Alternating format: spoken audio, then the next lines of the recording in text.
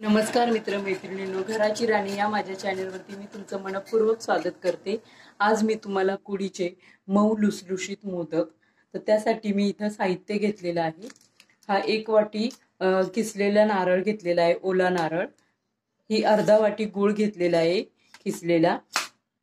1 चमचा खसखस घेतलेली आहे आणि ही वेलची पूड आहे 1 चमचा आणि 2 चमचे साजूक तूप घेतलेलं आहे आणि 1 मोठी वाटी तांदळाची पिठी घेतलेली आहे। तर चला आता आपण मोदक बनवण्यासाठी सारण बनवूया। मोदकाचं सारण बनवण्यासाठी मी पॅन गॅसवरती ठेवलेला आहे। आता या पॅन मध्ये आपण सुरुवातीला खसखस अशी सुकीच भाजून घेऊया, थोडीशी हलकी हलकी भाजून घ्यायची।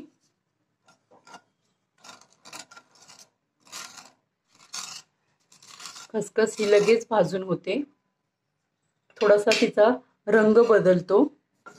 थोडासा रंग बदलायला लागला की आपण ती काढून घेऊया। आता खसखसचा रंग बदललेला आहे, आता मी हे काढून घेते। आता पॅन मध्ये आपण 1 चमचा साजूक तूप घालूया।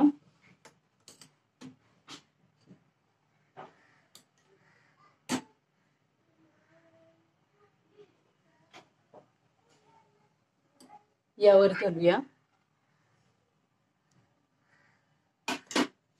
आणि गूळही घालूया आणि हे सतत हलवत राहूया।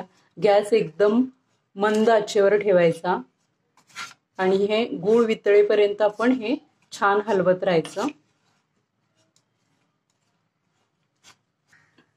यामध्ये आपण भाजून घेतलेली खसखस घालूया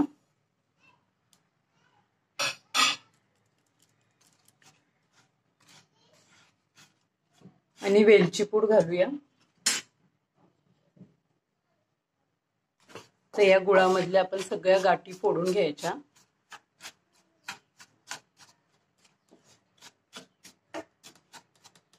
हळूहळू गुळाला पाणी सुटायला लागतं। तर हे पहा, आता आपल्या गुळाला ना थोडं थोडं पाणी सुटलेलं आहे आणि हे असंच हलवत राहायचं आणि ते पूर्ण पाणी आपण याच्यामध्ये ऍब्झॉर्ब होईपर्यंत हलवत राहायचं। गुळ आपलं सारण सुकं होईपर्यंत हलवत राहायचं। तर हे पहा, आता आपलं हे सारण एकजीव झालेलं आहे। त्याच्यातलं पाणी पण सुकलेलं आहे आणि पूर्ण गूळ मेल्ट झालेला आहे। सारण एकदम छान झालेलं आहे। आता आपण हे थंड करायला ठेवूया। तर आता आपण मोदकाची उकड तयार करूया। त्यासाठी मी इथं 1 वाटी तांदळाची पिठी घेतलेली आहे, छान चाळून घेतलेली आहे आणि आता याच 1 वाटीने आपण पाणी घेणार आहोत मोजून।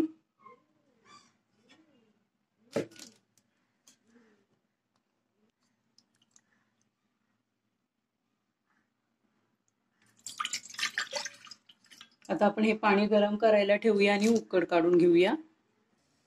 तर आपल्या पाण्याला आता उकळी आलेली आहे थोडी थोडी, तर त्याच्यामध्ये आपण 1 चमचा तूप घालूया।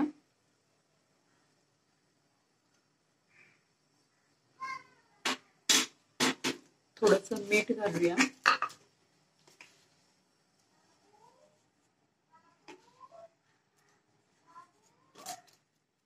आणि थोडी उकळी आली की आपण त्याच्यामध्ये तांदळाची पिठी घालूया। तर आता आपल्या पाण्याला छान उकळी आलेली आहे। आपण याच्यामध्ये तांदळाची पिठी घालूया आणि गॅस बंद करूया। तर हे आपण छान हलवून घेऊया आणि याच्यावर झाकण ठेवून 5 मिनिटं थंड होऊ देऊया। हे अशा याच्यामधल्या गाठी फोडून घ्यायच्या आपण 5 मिनिटासाठी झाकून ठेवूया। तर ही पहा, आता आपली उकड 5 मिनिटं झालेली आहेत। ही कोमट गरमच आहे, ही गरम असतानाच मळून घ्यायची छान। तर मी आता ही परातीमध्ये मळून घेते। तर ही उकड गरम आहे, ही आपल्याला डायरेक्ट अशी मळता येत नाही, त्यामुळे आपण अशा तांब्याचा वापर करूया, पेल्याचा वापर करायचा आणि ही अशी मळून घ्यायची छान। थोडीशी कोमट झाली की मग आपण हाताने मळायची। आपण उकड जितकी छान मऊ मळतो तितके आपले मोदक मऊ आणि लुसलुशीत होतात, त्यामुळे उकड छान मळून घ्यायची।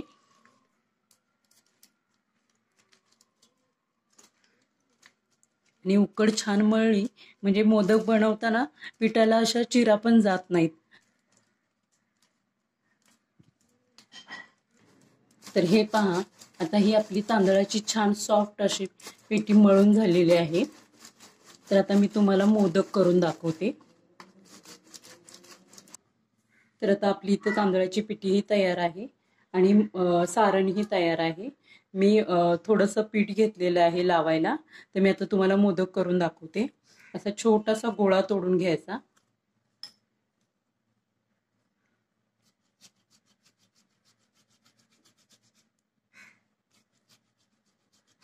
आणि त्याची पातळ अशी हातावरती पारी तयार करायची, वाटी तयार करायची. असे हे दोन बोटांनी फिरवून फिरवून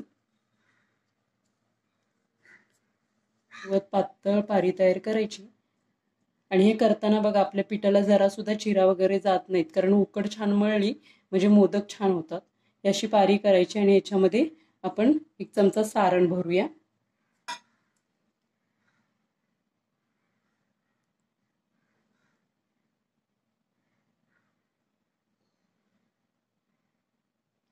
आणि आता मोदक करताना 3 बोटांचा वापर करायचा. एक बोट मध्ये असं घालायचं आणि हे असं प्रेस करून घ्यायचं. हे अशाच सगळ्या पाकळ्या पाडून घ्यायच्या आपण.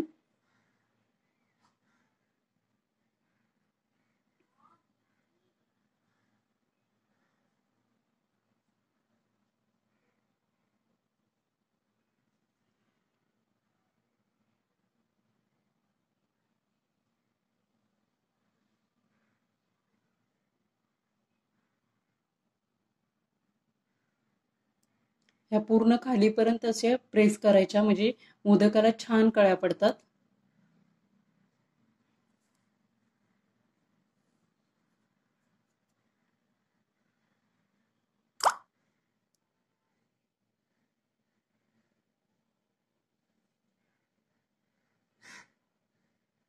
अशा छान कळ्या पडल्या की आपण हलक्या हाताने असे हे मोदक बंद करून घ्यायचा. मधलं सारण असं खाली दाबायचं आणि हलक्या हाताने मोदक जवळ जवळ असा बंद करत आणायचा आणि ह्याचं तोंड असं बंद करून घ्यायचं.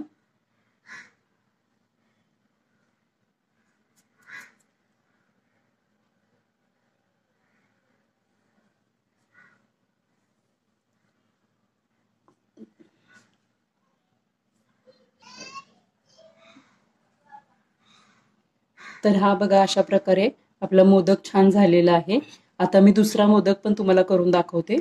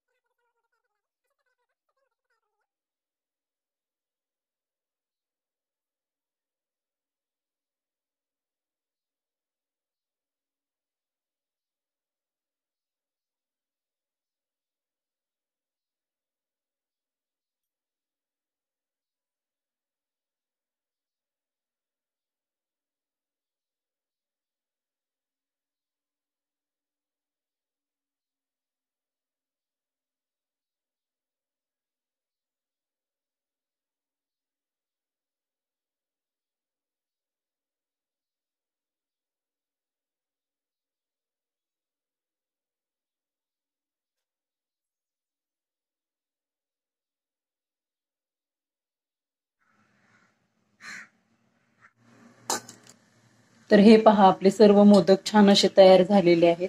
आता मी या चाळणीला तेल लावून हे मोदक उकडवून घेणार आहे. तर मोदक उकडण्यासाठी मी पातेल्यामध्ये पाणी गरम करायला ठेवलेलं आहे. तर मी आता हे मोदक तुम्हाला उकडवून दाखवते. तर हे असे आपण मोदक 15 मिनिटे छान उकडवून घेऊया.